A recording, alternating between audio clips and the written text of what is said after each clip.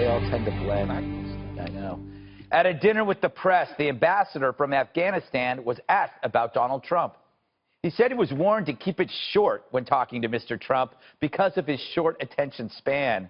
But when they did finally speak, he was delightfully shocked. Donald Trump asked 3 questions that President Obama never did. 1, how can you win in this fight against terror?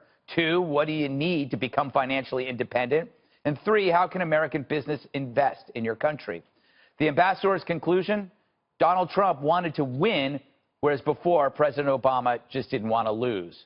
The hesitancy over commitment was gone, but also Trump happened to listen to his answers. Funny how this flies in the face of the media's portrayal of Trump. He's always ballistic and incurious. And President Obama, he's just so much more giving, so much so he looks fantastic even when he's losing his shirt. Meanwhile, Trump's going full salesman as he fixes Obamacare, meeting with congressional leaders, working his phone, holding listening sessions, lunching with old rivals. It's in his blood, sales, which is good. Trump has something to sell that is way more complex than a lie about keeping your doctor. What a contrast. Trump is feisty but flexible. Obama, cool but rigid. But he had no reason to bend. The media already bought into his shtick. His giddy fan base ate up every white-coated lie. Obamacare was a lemon, but the media were his lemon heads. So in a surprising turnabout, it's Trump who's listening and critics who refuse to hear.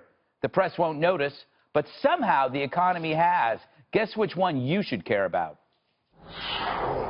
So, Eric, this article is in the Independent Journalism Review. Love those guys. Yes, very good. Benny Johnson. Alex and the crew. Good people. He was at this dinner, and I think it offers a very rare, unique insight to the people that we are claiming to help, you know, the Afghans.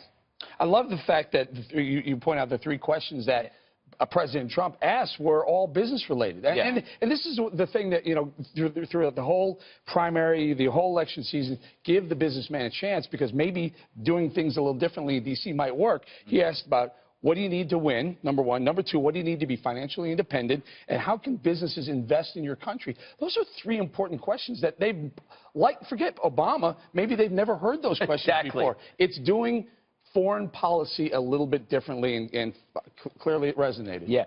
Dana, do you think that the ambassador said those things because of the new guy, or did he really mean it? I think he meant it. I don't think they'd have any, it seems to me they wouldn't have any incentive to say it if it wasn't true and if they didn't believe it.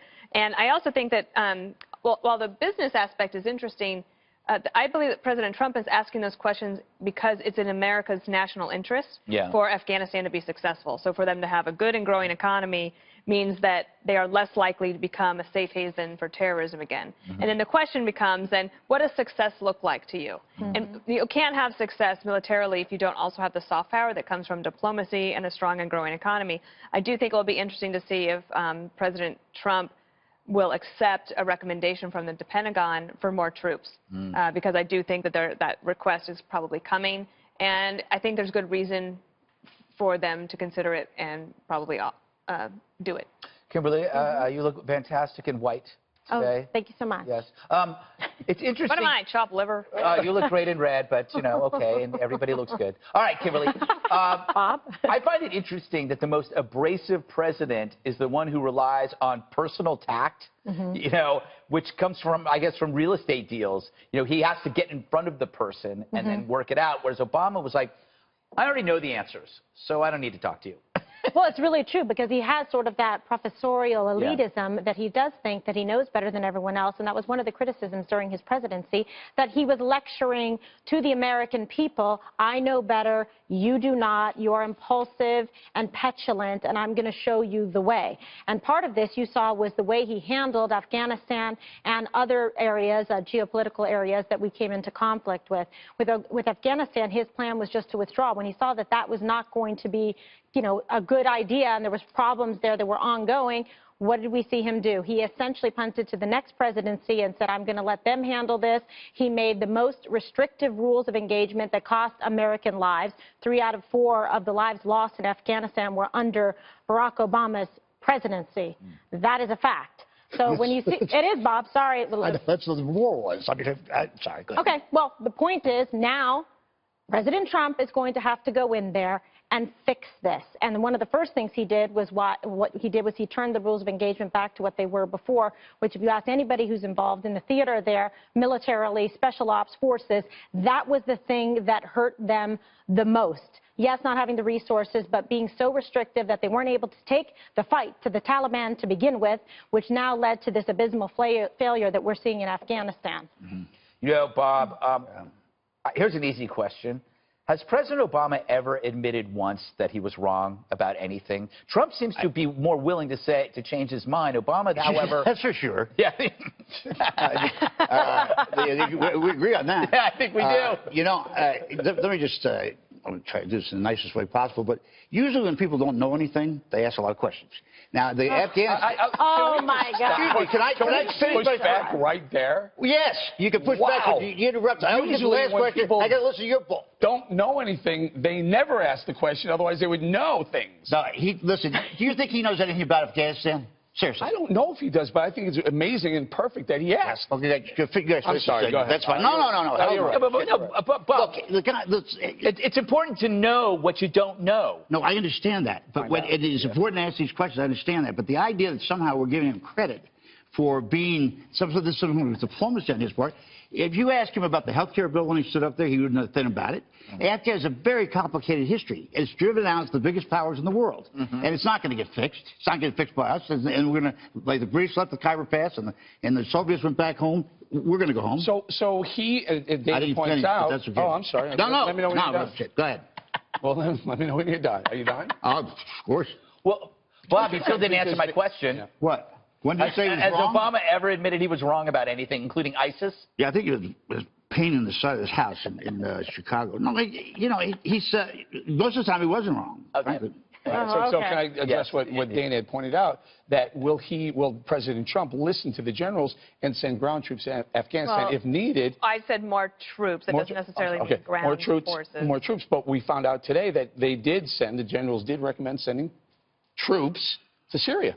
And he went with it. And this is something he said he wasn't in favor of, but he's listening to the generals. So, Bob, it is important to listen. If you don't exactly have a complete, fully understanding of what's going on the ground in Syria in every foreign theater, it's good to hear and listen to your generals. I think we're saying the same thing. He doesn't know what he's doing, and so No, he we asks the didn't right say people. that. We didn't say that. The point is, smart people... You think he knows something about Syria?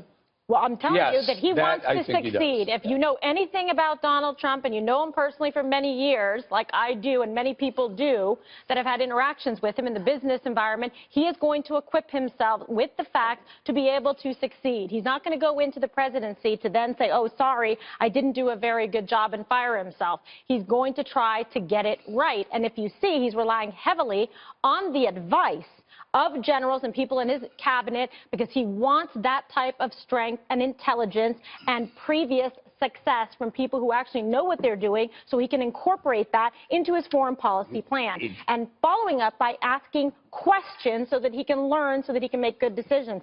That's what a president should do. Just out of curiosity, what do you think he was talking about how you do business in Afghanistan? I mean, if I were the president of Afghanistan and he said that to me, I'd say... Every president, every foreign leader should be asking that question. Yeah. How can we get business investment to come to our country? Because when you have that, you have growth. And when you have growth, you basically solve all your economic problems. People and it also bails you out. What? What are you going to do in Afghanistan? Mining?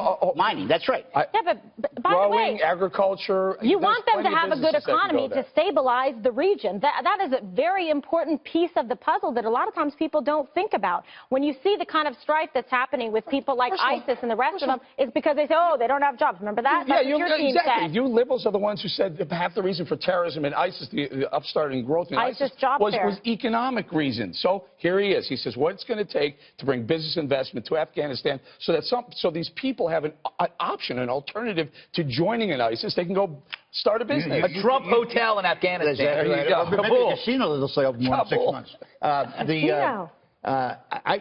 You're assuming then that George Bush and Barack Obama didn't encourage businessmen to go to Afghanistan? Did I say that? Did I once say that? Did I once say that? No, Greg he said Greg pointed out the guy from Afghanistan. Never heard it before. Said, no one ever asked me that question before. The other thing he brought up, how long has he been in office? The other thing he brought up, though, was that it was something we talked about, that President Obama would often say what he would do before he would do it, and that would drive Afghans crazy. He said there was basically he said that we are leaving, and so that basically created this vacuum, and it was a problem. But the other thing is President Trump has shown some willingness, and the media has picked up on it, to change his viewpoint based on interviews or meetings that he's had. So leading up to that joint session of Congress speech, he had 2 weeks worth of meetings with CEOs. And remember on that day of the joint session speech, he said, well, they confirmed, floated the idea that maybe he was going to change his stand, or not his approach on the immigration bill. And Bob, that is true that he did do that. And presidents are allowed to change their mind. President Obama, remember, after the pushback, he kept the Bush tax cuts. I mean, it goes to it. If I could just add one last thing about the ambassador. One of the ways that you develop good relationships is by showing an interest in somebody else, like maybe ask them, ask their opinion about something. It doesn't happen all the time, frankly. For a lot of people. So I think that is, from his business perspective, that is a way that you can establish a relationship. They'll probably be able to pick up the phone, call each other all the time, and that is actually good. And that helps with your soft diplomacy that you were talking about. Say we have a good relationship, pick up the phone. Soft power. No, it's fine. Maybe Trump can do something that every major power hasn't been able to do in 300 years in Afghanistan. I doubt it. No, Unless he grows opium. I get Bob's point. Nothing seems to work in Afghanistan, but at least it looks like he's listening. But also remember, the purpose of it is not just because he wants Afghanistan to have a good economy. It's actually in America's national interest.